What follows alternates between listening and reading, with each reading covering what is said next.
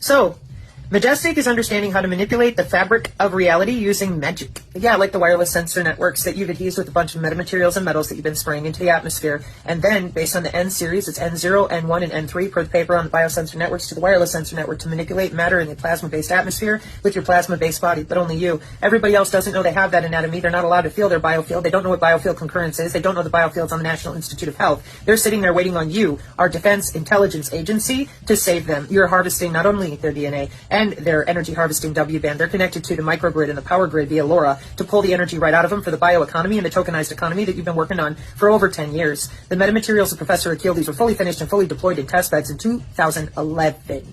And so you've all been sitting here going to augmentation conferences, practicing with those air molecules to drive the drone with only your visualization and your thoughts since 2009. I have more papers now. And as if all that's not enough, your N-series augments from the inside out to have longer range and more dimensional access going up the tree, which they do describe here, but they do it wrong. They keep telling you that you're going to space. Never seen you go past the firmament. Oh, but we have access to the moon. Well, somebody might, but it sure ain't you. So, if that's, whatever that is too, because they make fake suns and all this too.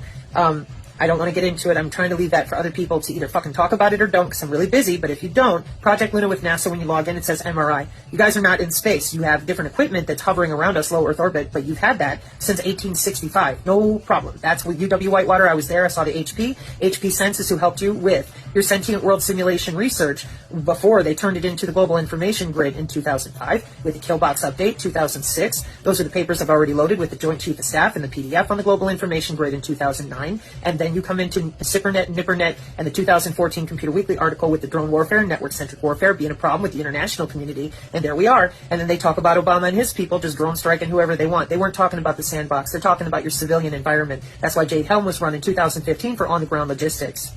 That's almost 10 years ago, General Flynn. Do you notice how many people are still completely clueless as to the weaponry that's being executed here since 2011, and they paid for it? Makes you wonder.